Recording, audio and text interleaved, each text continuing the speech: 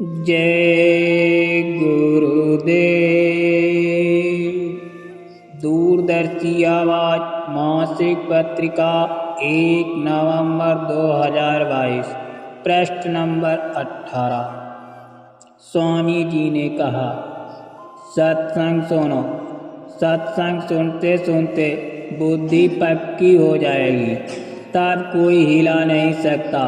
सच तो ये है कि पहले तो यहाँ सब कच्चे थे। सत्संग में बैठे बैठे सत्संग सुनते सुनते जब वो सत्संग की क्रिया करने लगे तब वो पक्के हो गए। ऐसे ही लोग पक्के हो जाते हैं। जो पक्का आता है वो तो पक्की क्रिया ही करता है, पर यहाँ तो सब कच्चे आते हैं। सत्संग सुनते सुनते भजन करते करते पक्के हो जाते हैं। आप भी सत्संग सुनो, सत्संग की क्रिया करने लगो, भजन करते करते पक्के हो जाओगे। तुम बाहर किसी से प्रेम कर लेते हो तो उनको नहीं छोड़ना चाहते हो और नहीं छोड़ते हो। उसके लिए घर परिवार छोड़ने को तैयार हो जाते हो, तो वो तो अंदर का प्रेम है। जब हो जाता है तो दुनिया खत्म हो जाती है। आप देखो यहाँ कितने लोग आते हैं, आकर नाम दान लेते हैं। सच्चा रास्ता है, नाम सच्चा है, पर 75% यानी 75% लोग छोड़कर चले जाते हैं। उनको संसारी फिक्र तो बहुत है, पर अपनी जीवात्मा की चिंता नहीं। और वो रास्ता जीवात्मा को जगाने का है, ध्यान और भजन का है। ये रास्ता आपको कहीं मिलेगा नहीं, और जो आपको बता सकता है उसे आप पहचान नहीं सकते हो।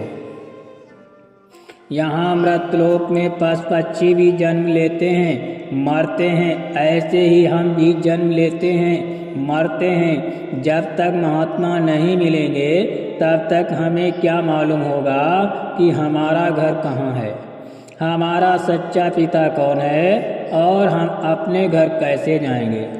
आपने यहाँ पर सब सामान इकट्ठा किया, घर परिवार बसा लिया।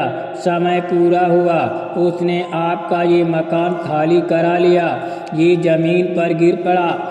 इसके गिरते ही आपका सारा सामान धन दौलत यहीं पड़ा रह गया, आप कुछ भी ना ले जा सके।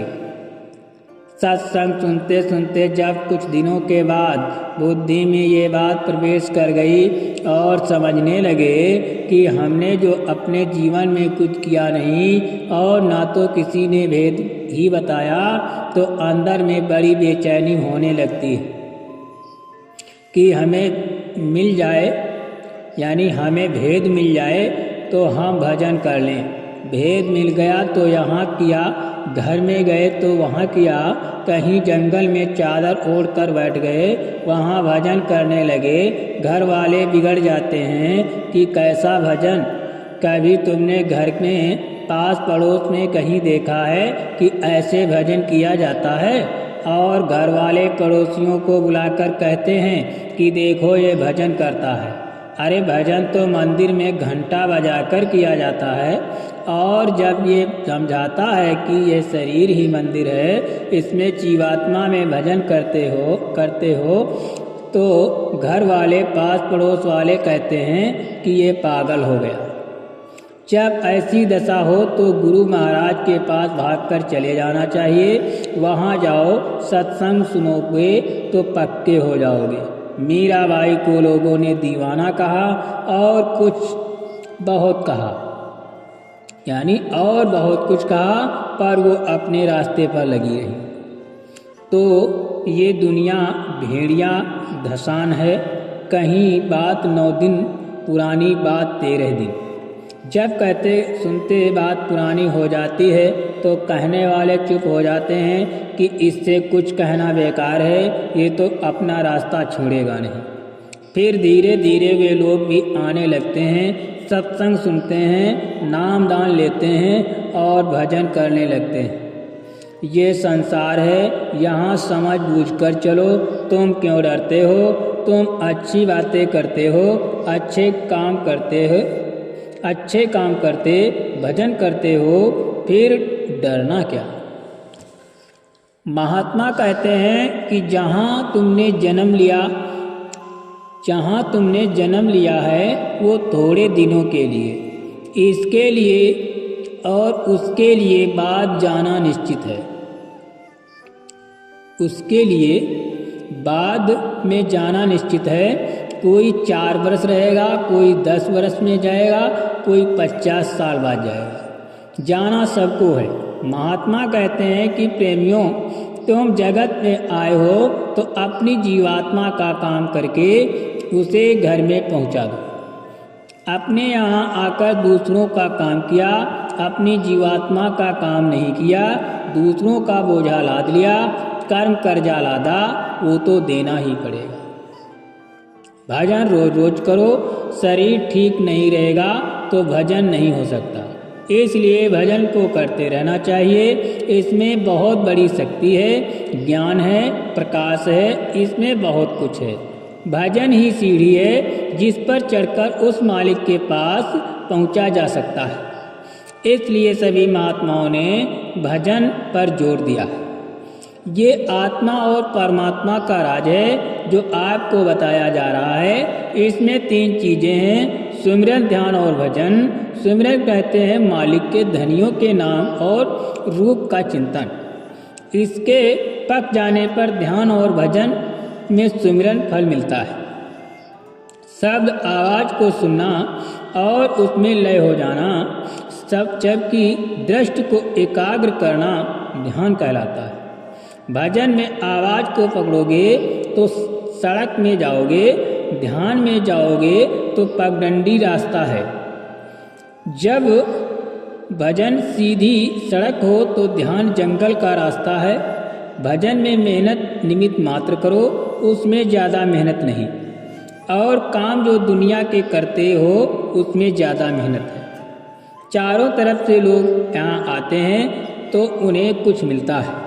ये सरल विषय है, पर जब भजन करने लगोगे तब ये बड़ा मीठा रस भरा है। ये करनी का सार है, ना ही बुद्धि विचार। मन को मार करके एक दफे इसमें लग जाओ तो जल्दी से काम होगा। गुरु महाराज के पास एक आदमी आया, सत्संग सुना, उसे अच्छा लगा। उसने प्रार्थना किया कि हमको रास्ता बता दीजिए। कोई जीव विश्वास कर लेते हैं, जब रास्ता मिल जाता है तो कमाई करते हैं। महात्माओं ने लिखा है अपने वचनों में कि संत वचन को सच्चा मानो। ये तो उन्होंने लिखा, पर ये नहीं लिखा कि किताब की पूजा करो। गुरु वचनों को मानने को कहा। हम एक बार आगरे गए, बहुत दिन की बात है। कोई चीज़ लेना था, दुकान पर गए। उसने पुड़िया में सामान दिया। जब पुड़िया लाकर उसे खोला तो मैं उसके पास गया और पूछा कि ये कागज़ कहाँ से लाए हो। उसने कहा मैं थोक में लाता हूँ। मैंने उससे सारे कागज़ के लिए और उसको पैसे दे दिए। सब कागज़ लेकर मैं स्वामी जी के पास आया। पन्नों को जोड़ जोड़ कर ठीक किया, कुछ पन्ने नहीं थे। उसने पुड़िया बनाकर बेच दिया होगा। तो लोग क्या जाने कि महात्माओं के वचन क्या होते हैं। लोग उनकी किताबों को भी रद्दी में बेच देते हैं और दुकानदार उनकी पुड़िया बनाकर सामान बेचता है। सत्संग सुनो और अंतर में उतारो। आपके मतलब की चीज़ है, वचनों को अपने अंतर में उतार लो। जब जैसी आवश्यकता होगी तो वो वचन याद आ जाएगा। सारे वचन एक साथ याद नहीं होंगे, लेकिन दिमाग में उतारे रहोगे तो समय समय पर वचन याद आ जाएंगे।